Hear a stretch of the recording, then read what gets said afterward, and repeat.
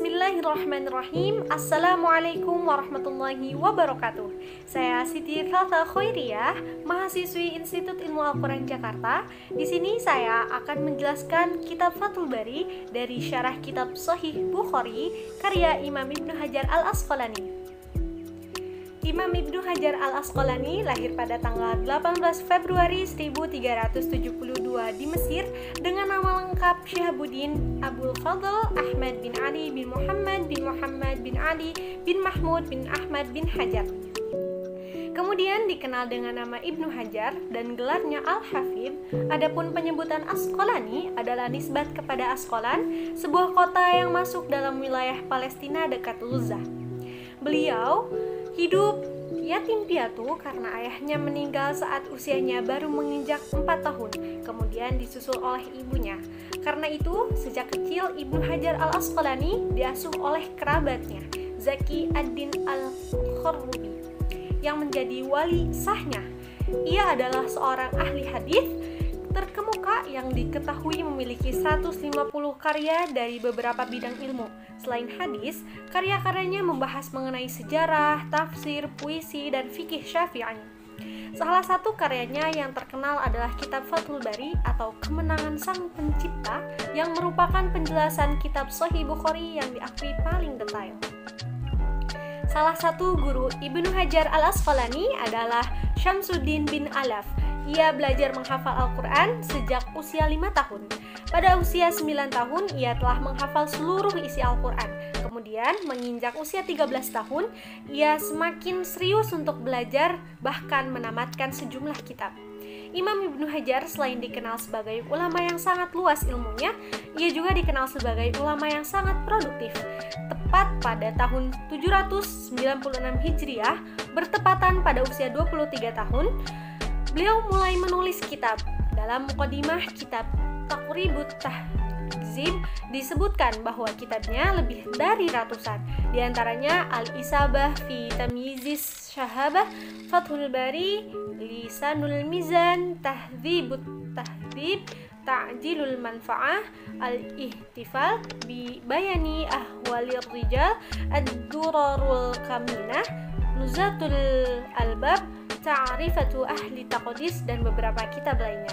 Kitab Fathul Bari terdiri dari 13 jilid, edisi lain 15 jilid, dan 1 jilid muqaddimahnya yang diberi judul Hadyu Al-Syari.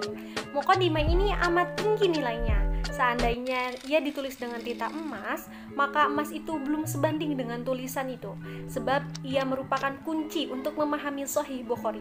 Kitab Hadyu Al-Syari diselesaikan penulisannya pada tahun 813 Hijriah, sedangkan Fathul Bari baru dimulai penulisannya pada tahun 817 Hijriah dan selesai pada tahun 842 Hijriah.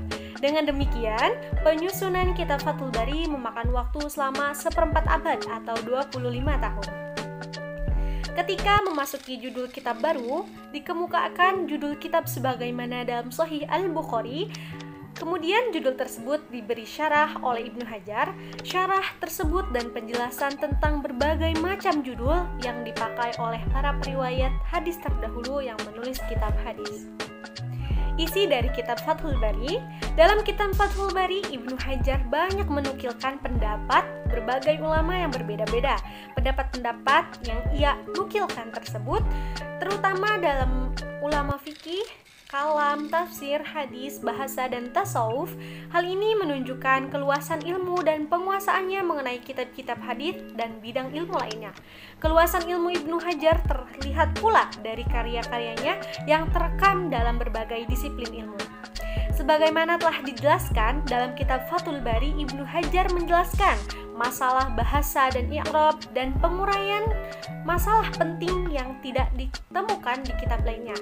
Kitab ini juga menjelaskan dari segi balaghah dan sastranya, mengambil hukum, serta memaparkan berbagai masalah yang diperdebatkan oleh para ulama, baik menyangkut fikih maupun ilmu kalam secara terperinci dan tidak memihak. Di samping itu, beliau mengumpulkan seluruh sanad hadis dan menelitinya, serta menerangkan tingkat kesahihan dan kedhaifannya. Sistematika penyusunan kitab Fathul Bari, Imam Ibnu Hajar pertama-tama menyebutkan bab dan hadisnya, kemudian menjelaskan hubungan antara keduanya apabila masih belum jelas.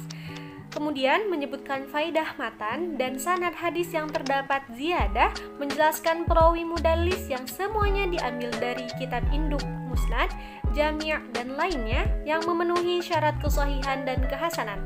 Yang ketiga, memausulkan hadis yang munqati karena mu'allaq dan mauquf. Yang keempat, menjelaskan makna kata yang sulit secara bahasa. Dan yang terakhir, mengungkapkan pendapat para ulama mengenai istinbat hukum fikih, nasihat adab dari suatu hadis, dan membatasi pada pendapat yang kuat.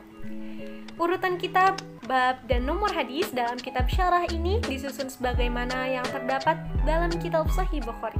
Terdiri dari sekitar 97 judul kitab, 3.230 judul bab, dan sekitar 7.523 hadis. Sekian dari saya, mohon maaf apabila ada kesalahan, semoga bermanfaat. Wallahul muwaffiq ila aqwamit thoriq. Wassalamualaikum warahmatullahi wabarakatuh.